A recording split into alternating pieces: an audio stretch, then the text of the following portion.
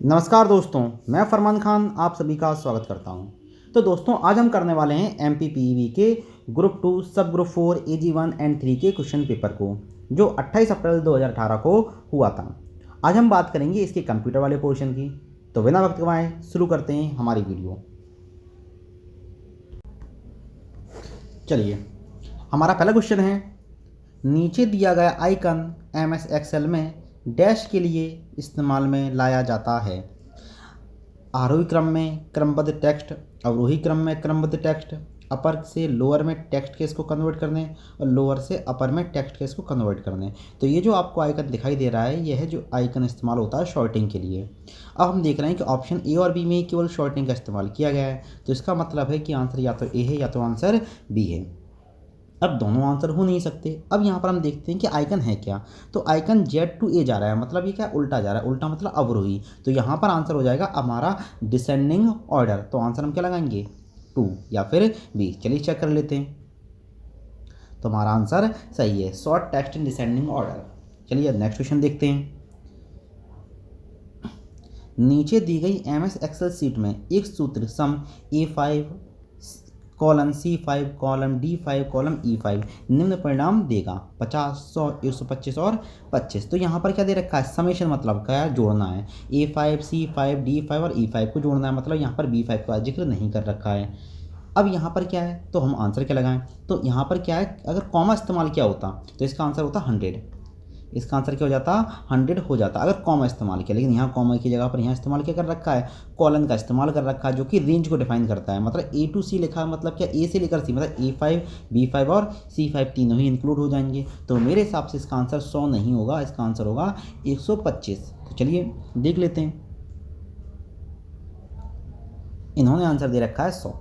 अब हो सकता है ये सही हो या फिर मैं सही हूँ, तो अपन चेक कर लेते हैं कि MS एक्सेल में ये चीज़ कैसे होगी। चलिए देखते हैं। तो मैंने क्या कर रखा है, A5 की वैल्यू 25 कर दी, B5 की वैल्यू 25 कर दी, C5 की वैल्यू 25 कर दी, D5 की वैल्यू 25 कर दी और E5 की वैल्यू 25 कर दी। अब हम क्या करते हैं, इसमें सम फंक्शन का इस्तेमाल करते हैं। सम A5 colon C5 colon D5 colon E5 colon. तो आप देखिए, जो आपके क्वेश्चन में था वही चीज़ मैंने यहाँ पर कर दी है, A5 colon C5 colon D5 colon E5। अब इसी चीज़ को अपन ये करते हैं, रन करके देख लेते हैं। अगर 100 आएगा तो आपका पेपर वाले सही हैं, अगर 100 नहीं आएगा तो हम सही हैं। देखते हैं। तो इसका आंसर आया 125। देखिए, तो क्वेश्चन में जो दे रखा था वो उसका आंसर गलत है, और हम जो करके देख रहे हैं उसका आंसर क्या 125 आया है, जो मैंने आपको बताया था। तो यहाँ पर आंसर हम क्या लगाने वाले, 125। 100 करेक्ट आंसर नहीं है। तो चलिए दोस्तों, अगला क्वेश्चन देखेंगे अब हम। जब हम केवल डिलीट की का इस्तेमाल करते हैं, हुए किसी फाइल को डिलीट करते हैं तो फाइल डैश में चली जाती है। तो बोला गया है कि डिलीट कुंजी का इस्तेमाल करने पर क्या होता है। तो डिलीट कुंजी का इस्तेमाल करने पर फाइल रिसाइकल बिन में पहुंच जाती है। तो यहाँ आंसर लगेगा बी। तो चलिए दोस्तों, नेक्स्ट क्वेश्चन देखेंगे अब हम। निम्नलिखित पंक्ति में कौन सी फॉन्ट शैली का इस्तेमाल किया गया है। तो आप जो पंक्ति देख रहे हैं वो ये पंक्ति है, Raghu is my best friend. अब यहाँ पर क्या है कि underline, bold, italic and bold, italic and bold और इटैलिक। अब आप इंग्लिश वर्जन और हिंदी वर्जन को कंपेयर करें तो आप देखेंगे कि इंग्लिश वर्जन थोड़ा सा क्या है, बोल्ड में लिखा हुआ है। मतलब यहाँ जो फॉन्ट इस्तेमाल किया गया है वो पहले से ही बोल्ड है, वहाँ कोई स्पेशल इफेक्ट इस्तेमाल नहीं किया। तो यहाँ जो स्पेशल चीज़ दिखाई दे रही है वो केवल क्या है, अंडरलाइन है। तो यहाँ आंसर क्या लगाया जाएगा, यहाँ आंसर लगाया जाएगा हमारा अंडरलाइन। यहाँ आंसर बोल्ड क्यों नहीं हुआ, क्योंकि आप देख रहे हो कि इन दोनों ही क्या है, बोल्ड में दिखाई दे रहा है। अगर एक बोल्ड में होता और दूसरा नॉर्मल टेक्स्ट में होता तो हम क्या लगा देते, बोल्ड लगा सकते थे। लेकिन यहाँ पर क्या, दोनों ही बोल्ड में। अब इसी क्वेश्चन को अगर आप हिंदी में देखेंगे तो आप गलत कर सकते हैं। चलिए देख लेते हैं, हम सही हैं, क्वेश्चन वाले सही हैं। तो इसका आंसर अंडरलाइन दिया हुआ है। चलिए दोस्तों, अगला क्वेश्चन देखते हैं।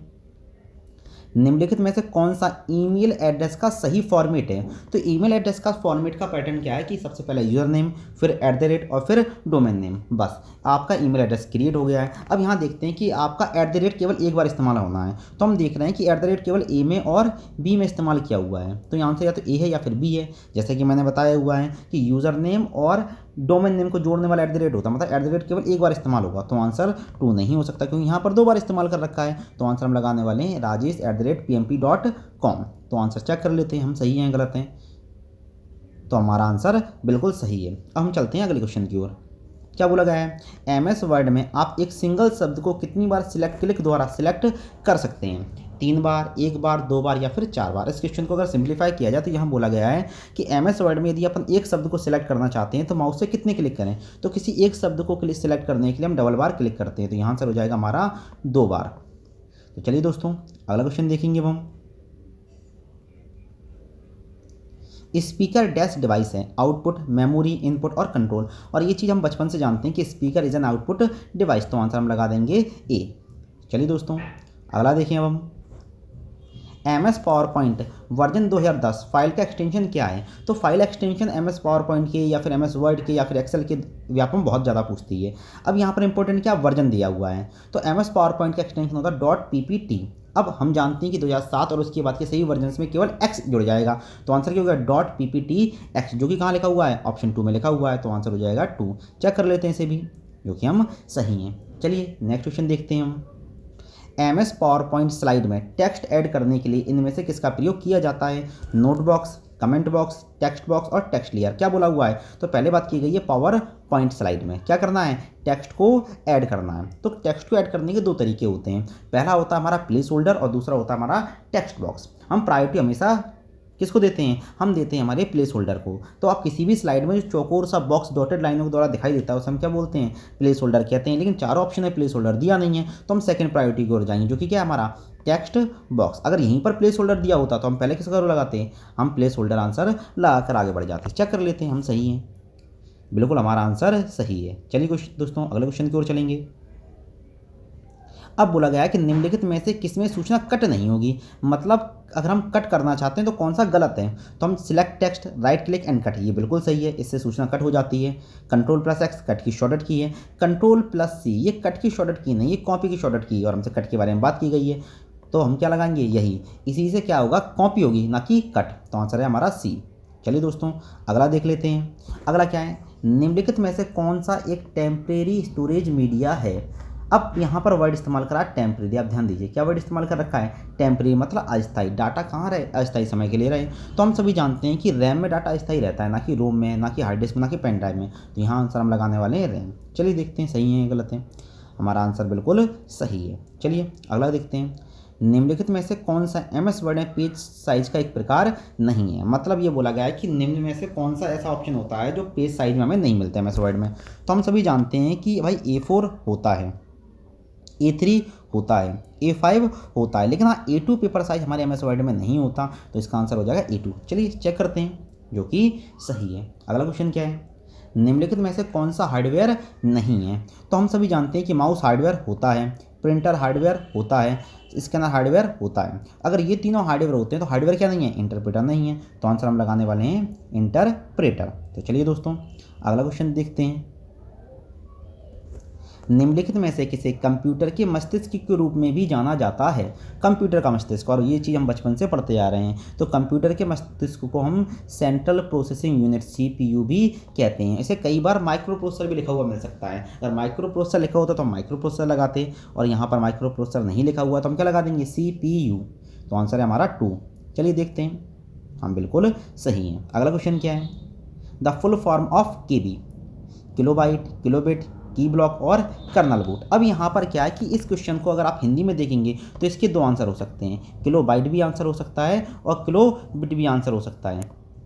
ठीक है, यहाँ पर दोनों आंसर हो सकते हैं, लेकिन अब यहाँ पर इंपॉर्टेंट क्या है कि यहाँ हम क्या देखने वाले हैं, इंग्लिश वर्जन देखने वाले हैं। तो इंग्लिश वर्जन देखने पर हमें क्या समझ में आएगा कि इसका आंसर हमेशा क्या लगा जाएगा, किलो बाइट लगा जाएगा। अगर ये स्मॉल बी होता, कैपिटल बी की जगह कौन सा होता, स्मॉल बी होता, तो आंसर हम क्या लगाते हैं, किलोबाइट लगा देते। लेकिन यहाँ पर कैपिटल बी है तो सॉरी किलोबिट लगा देते, यहाँ पर कैपिटल बी है तो यहाँ आंसर हम क्या लगाने वाले हैं, किलोबाइट। चेक करते हैं, हमारा आंसर बिल्कुल सही है। अगला क्वेश्चन क्या है, की स्ट्रोक का प्रयोग डॉक्यूमेंट के शीर्ष पर जाने के लिए किया जाता है। क्या बोला हुआ है, डॉक्यूमेंट के शीर्ष या फिर टॉप ऑफ द डॉक्यूमेंट, मतलब डॉक्यूमेंट की शुरुआत में हमें जाना है। तो डॉक्यूमेंट की शुरुआत में जाने के लिए हम किसका इस्तेमाल करते हैं, होम, और यहाँ पर क्या टॉप पर, तो Ctrl+Home, तो आंसर हम लगा देंगे 2। चेक कर लेते हैं, जो कि हम सही होंगे। अगला क्वेश्चन क्या है, डैश एक ई भुगतान विधि नहीं है। अब मतलब इलेक्ट्रॉनिक अगर हम क्या करें डाटा पैसे का ट्रांसफ़र कर रहे हैं तो किससे नहीं होगा, ई चेक से हो जाएगा, क्रेडिट कार्ड से हो जाएगा, कैश ऑन डिलीवरी, तो कैश ऑन डिलीवरी मतलब हार्ड कैश का इस्तेमाल करते हैं और हार्ड कैश का इस्तेमाल कर रहे हैं तो ये क्या नहीं होगा, ये आपका भुगतान विधि नहीं होगा। तो यहाँ आंसर क्या होगा, यहाँ आंसर हम लगाएंगे cash on delivery. Debit card का इस्तेमाल तो आप ऑनलाइन बैंकिंग के लिए करते ही करते हैं, तो हम सही हैं।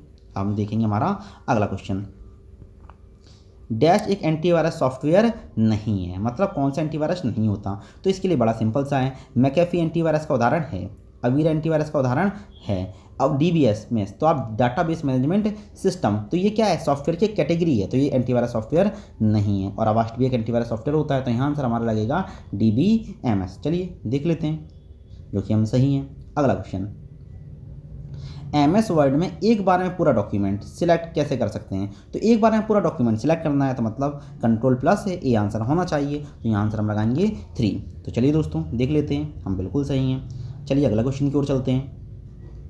एक्सेल में कौन सा बटन आप संख्याओं के एक क्रम को जोड़ने के लिए क्लिक करते हैं। अब क्वेश्चन में ये बोला गया है कि निम्न में से कौन सा बटन का इस्तेमाल करके हम सीक्वेंस में वैल्यूज़ को जोड़ सकते हैं, तो यहाँ पर हमारे पास आंसर होता है ऑटो सम बटन। देख लेते हैं, हमने आंसर क्या लगाया, ऑटो सम बटन। चलिए देखते हैं, हम बिल्कुल सही हैं। तो चलिए दोस्तों अगला देख लेते हैं।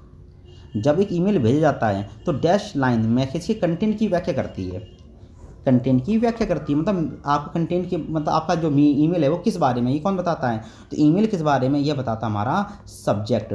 टू किस लिए इस्तेमाल होता है, किसे भेजा जा रहा है, CC कार्बन कॉपी, और कंटेंट जिसे हमें टेक्स्ट के रूप में लिखना है, तो यहाँ आंसर हम लगाएंगे सब्जेक्ट। तो चलिए दोस्तों अगला क्वेश्चन देखेंगे। MS वर्ड में निम्नलिखित में किस फंक्शन की को दबाकर हम find and replace dialog box को ओपन ला सकते हैं, तो ये बहुत महत्वपूर्ण कुंजी है। तो यदि हम MS वर्ड पर काम कर रहे हैं तो वहाँ find and replace dialog box को ओपन करने के लिए F5 का इस्तेमाल किया जाता है, ये रिफ्रेश के लिए इस्तेमाल नहीं होती। अगर आप MS वर्ड चलाते हैं तो वहाँ पर रिफ्रेश के लिए F5 का यूज़ नहीं होता, F5 का इस्तेमाल करने पर find and replace dialog box open होगा, तो ये आंसर लगाएंगे 4 या फिर F5। देख लेते हैं, हम सही हैं। अब चलिए अगला क्वेश्चन देखते हैं। निम्नलिखित में से कौन सा आइकन स्काइप को निरूपित करता है, तो यहाँ 4 आइकन दे रखे हैं, तो हम जानते हैं कि ये जो आइकन है ये विंडोज़ को दर्शाता है, ये फायरफॉक्स को दर्शाता है, ये इंटरनेट एक्सप्लोरर को दर्शाता है। पूछा क्या स्काइप है तो बचा क्या ए, तो यहाँ पर आंसर हो जाएगा हमारा ए स्काइप। तो चलिए दोस्तों अगला क्वेश्चन देखेंगे हम। निम्नलिखित में से कौन सा एक सही URL है, तो किसी भी URL की एक प्रॉपर्टी होती है कि वहाँ सबसे पहले www और डोमेन www का इस्तेमाल किया जाता है। आप देख लेते हैं कि चारों में www कहाँ है, तो ये चीज़ हमें कहाँ दिखाई दे रही है, 2 में दिखाई दे रही है, तो आंसर हम लगाने वाले हैं केवल 2। तो चलिए दोस्तों अगला क्वेश्चन देखेंगे अब हम। The maximum zoom percentage in Microsoft power point 2017 is, तो MS पावर पॉइंट है, मैक्सिमम जूम पूछा हुआ है, तो अगर हम वर्ड को छोड़कर अगर हम MS एक्सेल की बात करें, MS पावर पॉइंट की बात करें, तो वह मैक्सिमम जूम होता है 400%, तो यहाँ पर हम लगाएंगे 400%। तो चलिए देखते हैं हमारा क्वेश्चन, ये हमारा क्वेश्चन सही है, देख लेते हैं, हाँ बिल्कुल सही है। अब यहाँ पर हमारे कंप्यूटर क्वेश्चन पूरे हो जाते हैं। अगर आपको यह वीडियो अच्छा लगा हो तो इसे लाइक कीजिए, चैनल को सब्सक्राइब कीजिए और अपने दोस्तों के साथ शेयर कीजिए, और यदि कोई कमी लगी हो तो आप मुझे कमेंट में बता सकते हैं। नेक्स्ट और मिलते हैं इसी ग्रुप 2 के दूसरे पेपर के लिए, तब तक के लिए नमस्कार।